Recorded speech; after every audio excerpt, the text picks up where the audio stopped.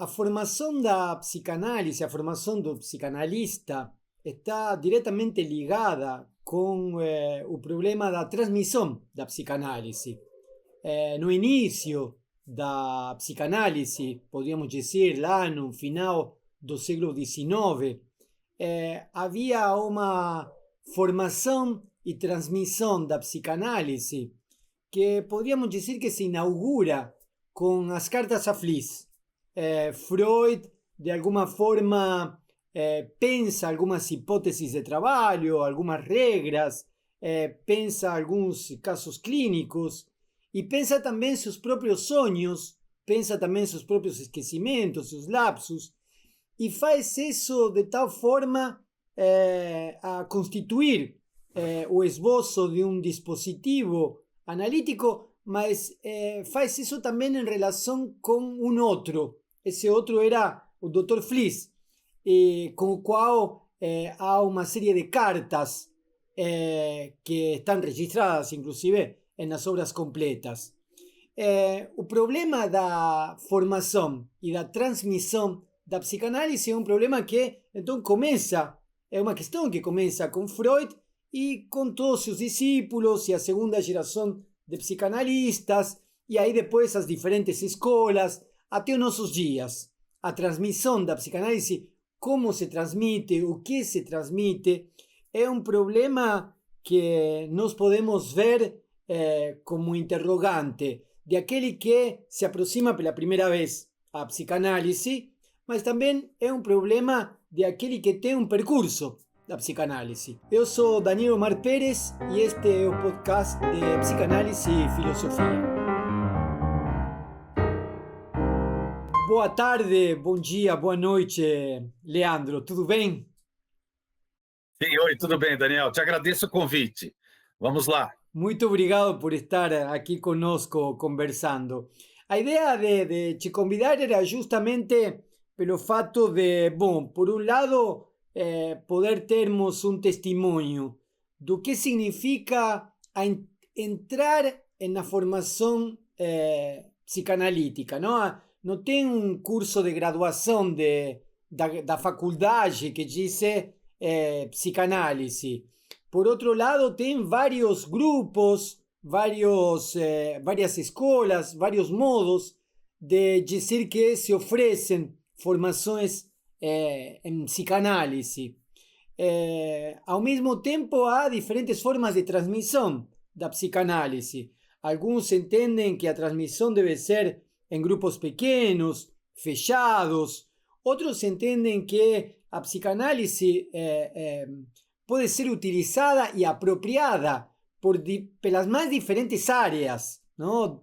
Pela política, pela psiquiatria, pela sociologia, por qualquer outro, pela educação, por exemplo.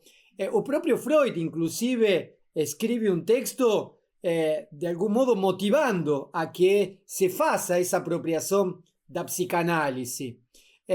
Alguns entendem que a psicanálise deve ser transmitida a partir de uma série de textos canônicos. Outros entendem que a psicanálise precisa se abrir a outras ciências e, assim como ela é apropriada por outros, ela também a se apropriar de elementos de outras ciências, de outros saberes. Como é que você entrou nesta história da psicanálise? Ok, Daniel, eu estava te ouvindo e estava pensando, a transmissão da psicanálise, ela ocorre sempre que um psicanalista toma a palavra. Quem fala, fala para alguém. Então, um psicanalista, ao falar para outro psicanalista ou para qualquer outra pessoa, de alguma maneira ele vai tentar pôr em palavras algo da experiência dele. Não importa se como analisante, se como analista, se como estudante da psicanálise, não importa. Ele vai colocar algo dele e geralmente vai ser diferente do que ele imaginava que seria, porque a psicanálise ela é impossível de ser domada, ou seja, quando nós começamos a falar de psicanálise, a gente fala muito mais de outras coisas sem que a gente se dê conta. Então, eu vou dizer um pouco do meu exemplo pessoal. Foi uma ótima pergunta. Eu era bem jovem e eu mexia com música. E eu tinha uma loja de música, tinha um selo, lançava discos, enfim, tinha cabelo comprido. Olha o que aconteceu com o meu cabelo, para quem está me ouvindo, eu fiquei careca.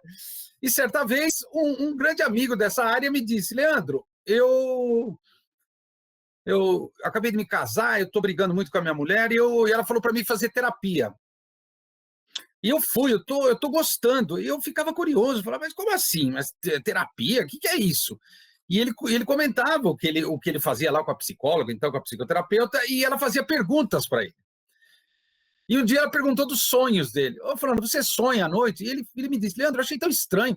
Aí eu contei o sonho, ela me fez uma pergunta da minha mãe, eu achei tão esquisito. Daniel, aquilo me fascinava, aquilo me fascinava.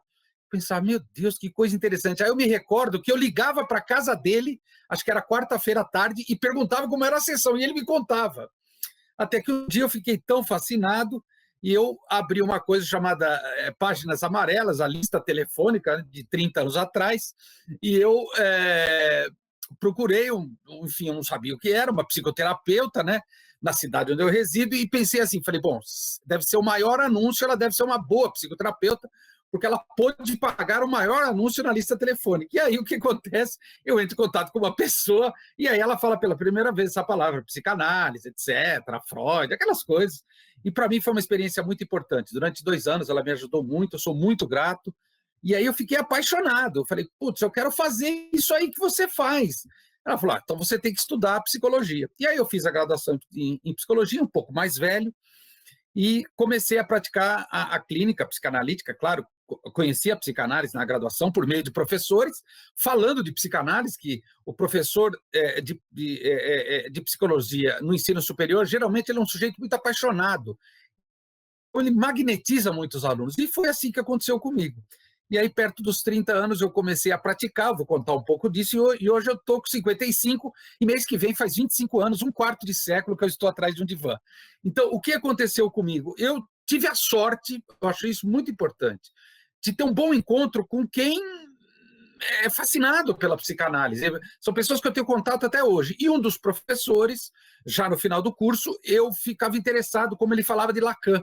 Foi a primeira vez que eu tinha ouvido falar de Lacan, e eu fui conversar com ele e falar, eu queria fazer terapia nessa linha. Ele falou, não, isso não é terapia, isso é psicanálise. Me procura. Aí eu falei, não, mas não seria bem com você. Ele falou, então eu vou te indicar para a comissão de acolhimento da Escola Brasileira de Psicanálise, isso foi já mais de 30 anos atrás, e aí eu encontro uma psicanalista que me acolheu, e aí foi aí que se deu a minha análise, e só para marcar a diferença, já na primeira sessão eu me recordo, ô Leandro, quanto você pode pagar? Aí eu sou estudante, eu tô ganhando menos dinheiro na minha profissão anterior, eu posso pagar R$ 30. Ela falou, você pode mais? Aí eu falei, posso mais, claro que eu posso 35. E eu nunca mais esqueci disso, né? Foi a primeira pergunta analítica, né? Você pode mais? E aí eu comecei a entender, falei, bom, isso é psicanálise. E aí foi um profundo apaixonamento, essa pessoa me indicou para a supervisão com o Christian Dunker, eu também conheço o Christian já há mais de 25 anos, foi meu primeiro supervisor, e aí o Christian Dunker é desnecessário fazer apresentações, a fúria formativa do Christian Dunker, você conhece, sou muito grato a ele, e aí o Christian me abriu as portas da psicanálise, mas eu já queria marcar o começo da nossa conversa assim, Daniel. A psicanálise ela te toca fundo, por alguém que está falando sobre psicanálise, não importa como, isso já é a transmissão. Aham. E aí então você começa com sua própria análise e com a formação junto com Christian. Isso. Aí o Christian, obviamente, me introduz na cidade de São Paulo, eu sou da cidade de Santo André, ele me introduz ainda na formação do Fórum do Campo Lacaniano de São Paulo. Ainda não era Fórum do Campo Lacaniano, era um outro grupo de pessoas que estava se separando na época daquela grande cisão de 98. Eu entrei, completamente iniciante, meio perdido ali, eu fui tentando me acomodar e fui conhecendo pessoas que, enfim, sou colega, sou amigo até hoje. E aí eu participei durante 18 anos do Fórum do Campo Lacaniano e, em paralelo, obviamente, eu sempre pratiquei a psicanálise já desde o final do curso de psicologia, porque a minha análise continuou logo no final do curso e eu fiz 10 anos de análise, 2 e 3 vezes por semana, e também supervisão todas as semanas. Isso me ajudou muito, eu gosto sempre de deixar isso bem declarado. Então, o resultado, aquele tripé que a gente fala tanto em psicanálise, eu sou a prova viva. Fiz uma boa análise, considero que cheguei a um final de análise, fiz supervisão muitos anos, eu acho que a necessidade vai diminuindo aos poucos, hoje faço apenas pontualmente, e a terceira parte do tripé, que é o que eu acho que a gente vai falar muito aqui, eu fiz uma formação formal, com grupos de analistas, como você disse, mas tem uma outra formação que eu gostaria de aprofundar aqui nesse podcast, que é tomar nas nossas próprias mãos a formação considerando-a como uma aventura, nesse sentido, se identificando com Freud. Freud foi procurar o inconsciente na vida, nas pessoas, e eu tenho esse traço muito parecido com o Freud. Por exemplo, eu estou absolutamente fascinado por séries da Netflix. Eu estava assistindo uma série antes de vir gravar o podcast e disse para minha mulher, daqui 1 hora eu estou de volta, e não saia daí, porque eu vou voltar a assistir série, porque eu me encontro com o inconsciente. A arte é isso, a arte ela traz uma coisa impressionante. Então, eu acho que é muito importante a gente sair daquela posição de um aluno que vai aprender para uma posição de investigador, de apaixonado, como foi Sigmund Freud, encontrando o inconsciente em várias coisas. Depois, claro, Freud foi fazendo as intersecções, como, aliás, você disse muito bem, depois o Lacan nem se fala, mas eu acho que a gente tem que ter essa mesma postura desses dois grandes psicanalistas. A gente tem que estar aberto a encontrar o que é humano. Certas vezes eu disse, a gente tem que gostar de teoria, isso é bom, mas a gente tem que gostar de gente, eu gosto de gente. Uhum. E então você começa com essa aproximação à Escola Brasileira de Psicanálise, vai para esse início do fórum. Como é que era isso? Era um grupo de analistas? Se reuniam e faziam o que nesse grupo? Isso foi mais ou menos 1998, 99. A gente se reunia num anfiteatro de uma faculdade de medicina que um dos colegas conseguiam, e a ideia era, de fato, já montar uma escola. Então, a ideia eram discussões que pudesse erigir uma escola, diferentemente, claro, da escola, assim, hoje, na época e hoje ainda, né, muito parametrada pela figura do Jacques Lamillère. A ideia era fazer uma outra coisa distinta, uma outra psicanálise de orientação lacaniana, não centrada no que a gente acha que o Jacques Lamillère acabava ocupando muito esse espaço, né? Naquela época só existia a Escola Brasileira de Psicanálise, que hoje também se dividiu em 3 grandes grupos, e a gente do fórum, a gente começou aqui em São Paulo, tinha gente do Rio de Janeiro, também de outros lugares, mas a gente aqui em São Paulo, a gente começou um grupo, ainda não se chamava Campo do Fórum Lacaniano, se chamava Fórum de Psicanálise, reuniões semanais, e a gente começava a traçar as linhas da constituição de uma escola e, ao mesmo tempo, trabalhar os textos fundamentais de Lacan, da escola, etc. Isso foi uma coisa trabalhada há bastante tempo, até que a gente começou a organizar eventos e começou a organizar formações. Era um grupo pequeno, não era um grupo grande, talvez umas 30 ou 40 pessoas. Resultado, era já uma imersão no ensino de Lacan. Ainda não tínhamos sede, nada, era uma coisa bem ampla. Eu cheguei um pouquinho depois do começo, mas como eu era um iniciante, ainda um novato, eu ficava meio que de lado, observando. Depois, com o tempo, eu fui me envolvendo mais. Aí fui membro do Fórum do Campo Lacaniano, formalmente, depois membro da Escola de Psicanálise do Fórum do Campo Lacaniano. Aí tive seminários, enfim, aí fiz um monte de atividades, trabalhos e tal. Foi um período muito importante da minha vida. Foram 18 anos que, vamos dizer, potencializaram a minha formação. Mais do que nunca, eu acho que a formação em psicanálise implica, na análise pessoal, sem dúvida, a sua relação com o seu inconsciente, isso está fora de discussão. A supervisão, que eu acho que ela ajuda a psicanálise pessoal, a supervisão ela empurra o analista a olhar para si, porque os casos difíceis com os pacientes é sinal que está pegando em algo da gente. E essa terceira parte do tripé, Daniel, eu acho que ela tem que ser bem ampla, tem que ser bem experiencial mesmo, bem mesmo da ordem da experiência, talvez até da experiência que não pode nem ser contada, porque a gente chama de transmissão. Foi o meu caso nesses 18 anos de pertencimento ao Fórum do Campo Lacaniano. Então, essa parte assim mais institucional, digamos, da psicanálise no fórum, eram grupos de estudo, cartéis, eventos, como era isso? Exatamente. Eram cursos. A gente bolava um calendário, né, um ano para o outro ano, formalmente tinha a jornada de abertura e a jornada de encerramento, onde se juntava todo mundo. geralmente uma jornada estadual de São Paulo e depois a nacional, aí cada hora num estado. Isso era muito interessante, eu gostava muito disso. Aí viajava, todo mundo se encontrava, e aí todos apresentavam trabalhos, enfim. A gente tinha bons encontros, era muito interessante.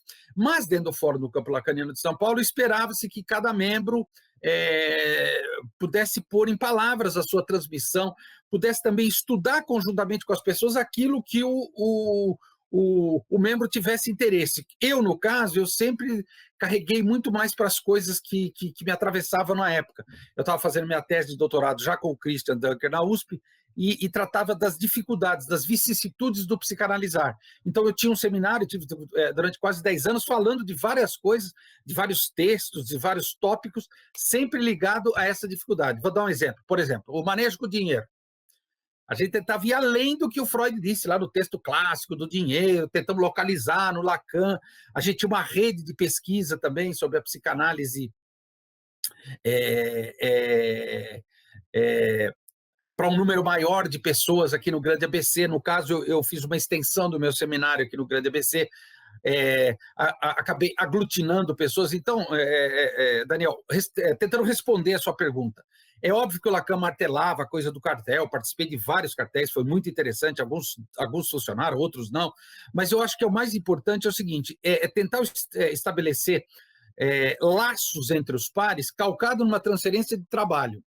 Porque o que acontece com o grupo? Entra o amor transferencial, que é onde estraga tudo. Isso faz parte desde o Freud e não vai acabar, porque isso é da neurose, isso é estrutural. Então, a gente lutava muito contra esses fenômenos de psicologia das massas. A gente tentava colocar o trem no trilho para rolar uma transferência de trabalho e a gente poder trabalhar junto, incentivar, formar pessoas dentro do possível, claro, né? Pessoas que se interessavam pela psicanálise. A gente tentava fazer uma coisa mais ética, uma coisa que se deslocasse um pouco desse modelão mais tradicional de um ensina, o outro aprende. Não, a gente era uma coisa que a gente chamava de turbilhão. Ou seja, eu quero aprender psicanálise, se joga aí no turbilhão. Entra num monte de seminário, faz cartel, participa de grupo, né? Ainda essa época ainda era uma época pré-internet, né? A gente praticamente não tinha internet, só e-mail, etc. Hoje imagino que esteja muito diferente.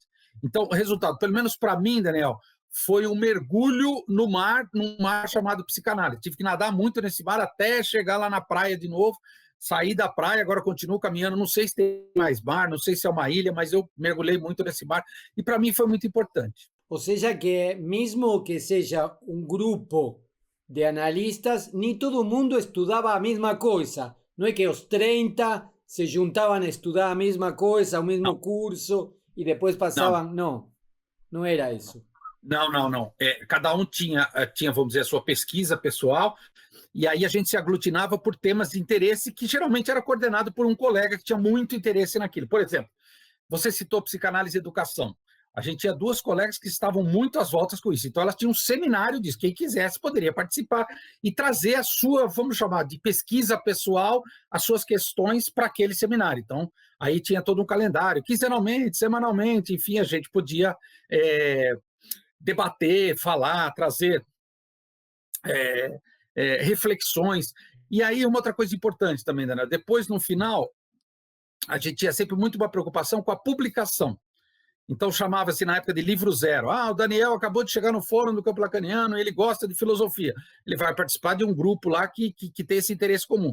Depois, no final do ano, Daniel, espera que você apresente o trabalho e depois redija esse trabalho para a gente lançar no livro zero no próximo ano. Ou seja, então que a formação e a transmissão vão juntas, não tem como... Exatamente. Inclusive dentro do próprio, entre aspas, formando, ele também precisa transmitir aquilo que está formando, não? Exatamente. Ou seja, a gente diz para os nossos pacientes, fale. Quando a gente está em formação, você também tem que falar, tem que escrever, você também tem que dar o seu quinhão. Porque com a sua experiência, com o relato da sua experiência, com o escrito da sua experiência, você faz avançar o campo da psicanálise. E aí me chamou a atenção essa referência que você fez às séries de televisão ou séries dos streaming de hoje, não? Digamos, pelo que você está me falando, sua formação tem a ver com sua própria análise, com a supervisão, com a clínica que você sustentava, com essa participação no fórum, paralelamente a isso, você se apropriou da academia e desde aí também sustentava fazendo mestrado, doutorado, para poder se formar no campo da psicanálise. E paralelamente a isso, você traz elementos que vêm da história em quadrinhos, que vêm da série, dos seriados. Como é que é isso? Eu acho muito importante a gente tentar entender por que o Freud gostava tanto de certas coisas e valorizava certas coisas. Por exemplo, ele valorizava muito a literatura, mas ele não valorizava o cinema. O cinema começou junto com ele, Interpretação dos Sonhos e o Lumière, lá em Paris. E uma vez o Freud foi convidado por um dos três, eu não me recordo mais, eu não sei se foi Metro, Goldwyn ou Mayer, um dos três disseram: Freud, venha ser o nosso advisor, né, o nosso consultor sobre filmes de amor, você é o homem que mais entende de amor no planeta Terra, tem um cheque de $10 mil quando você chegar no porto de Nova York. Aí ele responde: eu não gosto de cinema. Então, é muito interessante porque quando Freud traz essas citações, ele, fundamentalmente da literatura, e ele diz: eu não inventei o inconsciente sempre existiu, eu só sistematizei como um método de pesquisa e, claro, um método de cura. Então, eu, Leandro, eu continuo fiel ao que o Freud e o Lacan falava, que o Freud fala disso, assim, não existe uma faculdade de psicanálise. Ele falou, seria o sonho mais enlouquecedor imaginar uma graduação em psicanálise. Entretanto, o psicanalista não pode estudar só psicanálise. Aí ele fala, gente, acho que umas 10 coisas: história, sociologia, filosofia, história das religiões, política. Depois vem o Lacan e fala mais um monte de coisa, linguística, matemática. Eu falo, meu Deus do céu. Aí, eu vou te dar um exemplo. Eu vou te dar um exemplo pessoal, Daniel. O que eu vou fazer agora é uma transmissão. Leandro, me dá um exemplo de uma série. Bom, vamos lá. Comecei a assistir Vikings. Vou assistir, tem luta, tem espada, Vikings, caras estranhos aí.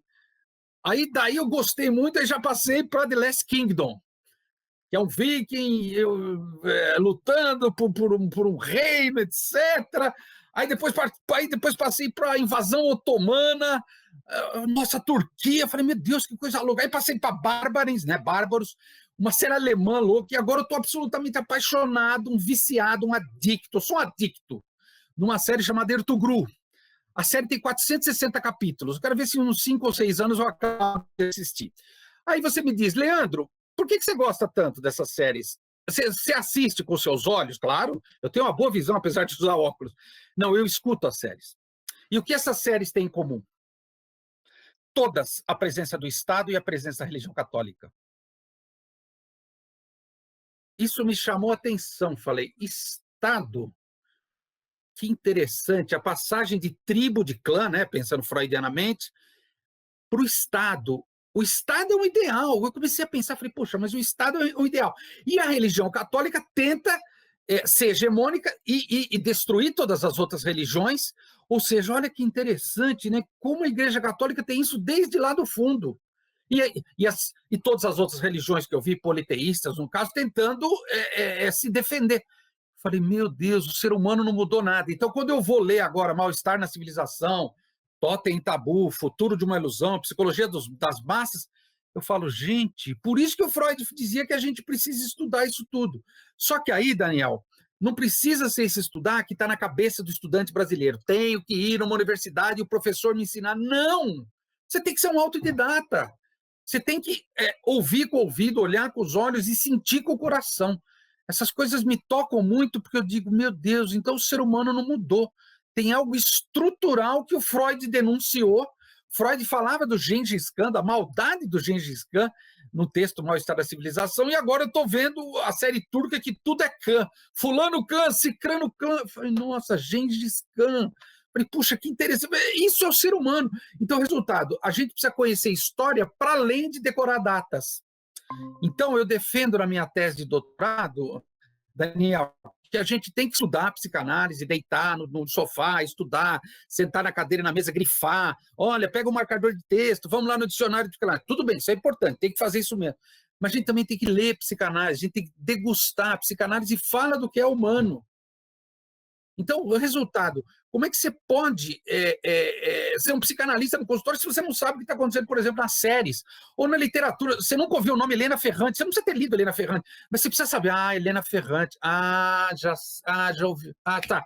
Fala para mim, ou seja, você precisa estar imerso na cultura. Então, a gente tem que estar muito antenado. E aí eu me dei conta, Daniel, que eu sempre fui assim. Quando eu mexia com rock, com música, eu sempre fui assim. E aí, quando eu entrei no mundo da psicanálise, eu falei, putz, eu vou ter que me transformar em outra pessoa. Eu fiz 10 anos de análise para descobrir que eu não tinha que mudar, que eu tinha que ser sempre quem eu fui. Uhum. Então você encontra isso nas produções culturais contemporâneas, digamos, assim como Freud encontrava na mitologia grega, encontrava na história das religiões. Hoje a gente encontra de outra forma, digamos, a partir de streaming, de produções de seriados, de E mais, internet. Você acha que a internet mudou o modo de transmissão da psicanálise? eu acho, eu acho, eu acho sim. Vou te dar um exemplo, Daniel. A internet foi libertária. E por que foi libertária? Daniel, eu sou da época, quando a gente tinha uma loja de discos, eu e um colega, a gente lançava discos, bandas independentes. A gente não, a gente era muito pequeno, vendia os discos de mão em mão, como a gente vende livro de psicanálise, você faz seu lançamento, vende 10 cópias, a gente também era assim. E claro, tinha as grandes gravadoras, que tinham muito dinheiro investido. Resultado, uma banda, para ela crescer, um músico, ela precisaria de uma gravadora. Um escritor precisaria de uma casa editorial. Pô, eu fui lançado por uma grande editora, né? E assim sucessivamente. O artista dependia de uma galeria. Hoje, com a internet, a gente está livre. A produção cultural não só está livre e acessível gratuitamente, porque aproximou quem produz e quem consome. Eu estou usando o verbo consumir de maneira crítica, porque também tudo pode virar gadget, indústria cultural, o Adorno disse bem, isso é uma verdade. Mas, ao mesmo tempo, a gente está num clima de liberdade e de experimentação nos últimos 10 anos, que, na verdade, favorece isso que a gente está discutindo no podcast hoje, que é a transmissão. Então, o psicanalista vai tão bem, né, nessa parte audiovisual, por quê? Porque ele já fazia isso, só que escrevendo. O psicanalista sempre fez isso.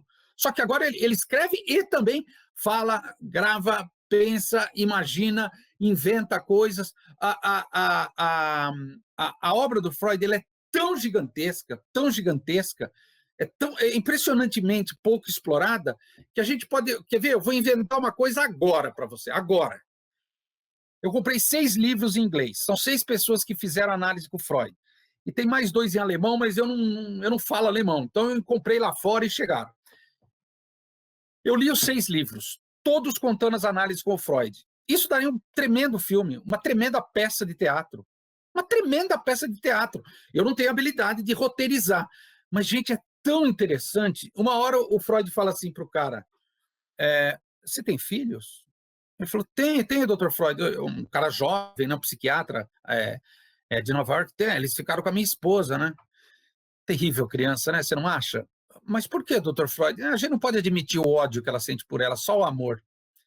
Isso é terrível. Bom, nos vemos amanhã. O Freud jamais contaria isso. Aí o outro cara perguntou, doutor Freud, falam que o senhor não gosta de música. Ele falou, você acreditou? É lógico que eu gosto de música, só que eu não preciso dizer. Aí o outro cara, doutor Freud, mas o marxismo, o comunismo, isso pode estar como base na causa da neurose. O senhor nunca falou disso. Ele falou, mas eu não escrevi tudo que eu penso sobre isso, mais do que você imagina. E aí o Freud fala umas 3 páginas. Depois ele fala, procura o meu discípulo Reich, ele vai te ajudar. Olha só, Daniel, então são tesouros que eu descobri porque eu sou um curioso, um pesquisador, fui jogando no Google, aí entra na Amazon e fala e compra, paguei R$ 200 no livro. A hora que chegou, Daniel, eu li o livro da meia-noite às 4 da manhã, não consegui parar de ler. Eu não consegui parar de ler, porque falei, meu Deus do céu, né? O cara está falando de uma experiência, um livro dos anos 60, 50, os caras já morreram, mas os caras estão contando a experiência com o Freud, falei, que coisa mais mágica. Com o Lacan, a gente acha, né? Tem o documentário, o Rendezvous com Lacan, tem vários livros, mas o Freud é anterior, morre em 39, ou seja, então é pessoal que participou com ele nos anos 20, nos anos 30.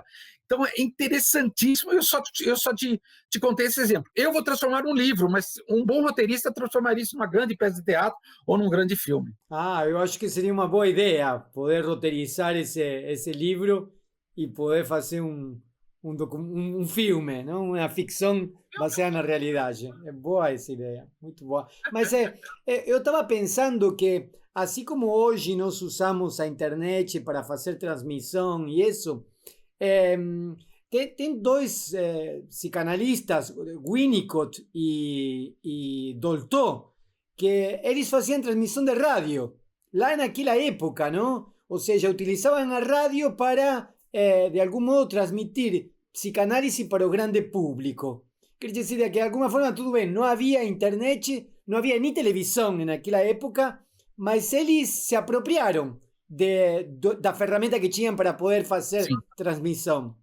E vou te surpreender agora, e tem um brasileiro de antes deles, anterior a eles, que fazia a mesma coisa. Gastão Pereira da Silva, se correspondia com o Freud. Morreu nos anos 80. Ele fazia tudo isso nos anos 30, 40. Ele tinha coluna em jornal, escrevia peças de teatro, escrevia radionovelas, falando de interpretação dos sonhos. Precisaria achar esse material. Ele morre nos anos 80. Ele não aceita participar das sociedades de psicanálise. Por exemplo, ele era muito amigo do primeiro grande psicanalista argentino, o primeiro de todos. E ele falava, fulano, você está muito sozinho no Brasil, você tem que se associar com seus pares, olha o que nós fazemos aqui em Buenos Aires. Ele falava, não, eu prefiro ser um caçador, como ele falava, a lonely hunter, um caçador solitário. E ele falava, eu levo a psicanálise no burrico para os rincões do Brasil. Então, era um personagem interessantíssimo, Daniel, que a gente depende de colegas, claro, pesquisar, recuperar esse material. Agora eu te pergunto, se nos anos 30, 40, 50 tinha demanda para isso, mas não tinha nem TV ainda, o cara fazia radionovela, por que hoje a gente está fazendo um podcast que no fundo é uma radionovela? No fundo é o som, é a palavra. Ou seja, Daniel, o ser humano gosta de ser ouvido e gosta de ouvir. O ser humano gosta disso. Uma vez eu estava no Museu do Freud em Viena e eu estava pagando, eu e minha filha, ela conferindo os livros, a gente falando em português, a moça do caixa falou assim, vocês estão falando em português, né? Eu falei, como você sabe? Ela falou, só vem argentino e brasileiro aqui? Eu falei, sério? Aí ela falou assim para mim, Leandro, me responda uma coisa. Ela falou, por que a psicanálise é tão forte no Brasil? E aí eu gaguejei. Interessante o gaguejar, né?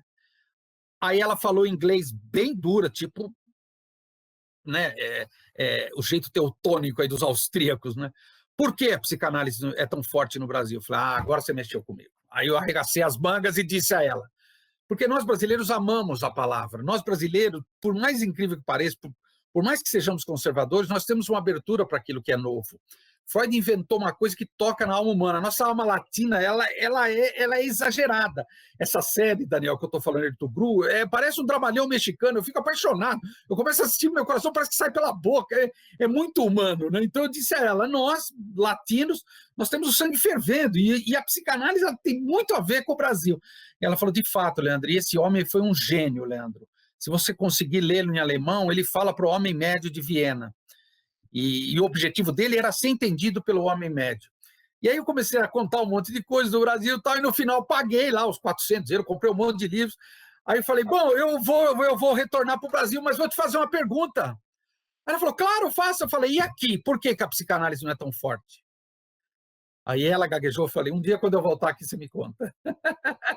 E é de fato uma coisa interessante, não? Como a psicanálise nasce no por una cuestión necesaria, mas también no por acaso, de un judeo morando en Viena, ¿no? En una comunidad judaica relativamente marginalizada, que de algún modo va intentando contornar a situación con diferentes grupos en Europa, geralmente judeos, geralmente marginalizados da academia. Zona Suiza, que Jung era alguien importante, digamos, y que Freud tenta resgatar, mas parece como que a psicanálise vai se espalhando, vai escorregando pelas veradas, pelos territorios marginais. De alguna forma se instala en París y se instala en Londres como grandes, digamos, bastiones, mas a repercussão de aquilo não é em Europa, é em Brasil, em Argentina, en algunos lugares de Estados Unidos, donde há de todo, digamos. Estados Unidos es una cultura que tem qualquer forma de manifestação muito estranha, não? Mas, e hoje no Brasil parece como que, bom, depois, eu diria, de um certo fracasso de um discurso de meritocracia, de coaching, de vamos que você consegue, eu te vou dar as 5 dicas para você ser o melhor em tua área. Quando fracassa de tudo isso e ainda por cima vem a pandemia, parece como que há um retorno ou há uma demanda, poderíamos dizer assim, de curiosidade, se você quiser, de ver que é isso, a psicanálise, não? E aí a psicanálise aparece em podcast, aparece em vídeos, aparece em YouTube, de formas meio estranhas também, não? Sim, foi interessante você fazer esse recorte temporal. Eu acho que depois de março de 2020, uma parcela da população, uma parcela, não toda, não é justo dizer toda, mas uma parcela da população ficou com o dinheiro sobrando porque não tinha como gastar, você não podia sair de casa. Então vou consumir coisas, e aí vão para a internet. Como tem essa imensa produção de conteúdo por diversos psicanalistas, claro que também tem coisa de qualidade duvidosa, é óbvio, mas via de regra tem coisas muito boas, muito interessantes. Eu acho que as pessoas começaram a se conectar a isso e pensaram, bom, então eu vou fazer análise. Daí o aumento dessa análise online, que foi algo, pelo menos para mim, assim, impressionante, inexplicável. Eu não consigo dar conta, só posso falar do meu consultório, eu não consigo dar conta da demanda de gente que chega até mim. E aí eu digo, mas como você chegou até mim? Ah, eu assisti um vídeo seu. Ah, gostei do jeito que você falou. Ah, o jeito que você olha para a câmera. Ah, você falou uma coisa, nossa, me tocou muito fundo. Antes de março de 2020, talvez essa pessoa pudesse ter lido um livro meu. O Freud me causa isso até hoje. Toda vez que eu leio o Freud, eu fico, meu Deus, eu queria ter feito análise com esse homem. Claro, o nome disso é transferência, óbvio. Mas quando a imagem e a palavra vieram juntas, eu acho que a gente teve uma coisa muito forte. Eu faria um paralelo cuidadoso com o videoclipe dos anos 80. Porque as bandas de rock tinham os shows, que era uma coisa mágica, eu participei do Rock in Rio, uma coisa mágica, e era gravado no VHS, você tinha que ter um aparelho para reproduzir. Quando começou o videoclipe, a banda começou a fazer o próprio videoclipe e colocou no YouTube da época, que era o MTV. A mesma coisa. Hoje, o autor, ele lança um livro e ele fala desse livro. O tal da Adelaide Ferrante é interessante porque é um mistério, né? Você não sabe se é um homem, se é uma mulher, né? Mas tem autores super carismáticos. Aquele cara, por exemplo, moçambicano, Miyakoto. Eu adoro o que aquele cara fala, né? Esse nosso representante indígena, né? O Ailton Krenak. Putz, eu preciso ler o que esse cara fala, o que esse cara escreve, Gessé Souza. Eu fico fascinado pelo que esse cara fala. Então, quer dizer, hoje o escritor não é um cara mais só que escreve, ele tem que escrever, tem que falar, ele também tem que transmitir. A questão do livro e a relação entre o escritor e o leitor ficou de outra forma também, não? Parece como que a interlocução ficou mais próxima. E isso também na psicanálise, não? Exatamente, isso também na psicanálise. Eu atendo gente do Brasil inteiro, atendo gente de fora do Brasil e comecei agora a atender em outra língua. Estou atendendo 3 americanos em inglês. É muito interessante. É uma experiência interessantíssima, interessantíssima. Eu imaginei que não fosse ser possível. Falei, puxa, acho que o meu inglês não é suficiente. Não, o Analisando o Analista, eles têm um lalang deles. É só dos dois. É interessante que em um momento a ideia de formação e de transmissão em psicanálise nos velhos tempos da IPA implicava em que você tinha que fazer os cursos da IPA, você tinha que fazer sua psicanálise pessoal, você tinha que fazer a análise didática e a supervisão. E era extremamente custoso e, bom, você não tinha vida além disso também, não? Houve uma mudança e essa IPA, de algum modo, se transforma em o que apenas se reduzia a IPA, agora se transforma em um movimento psicanalítico. Você mesmo dizia, bom, estava a Escola Brasileira de Psicanálise com os millerianos, mas depois aparece o Fórum, aparecen aquellos que se vinculan con Melman, otros que aparecen en grupos autónomos.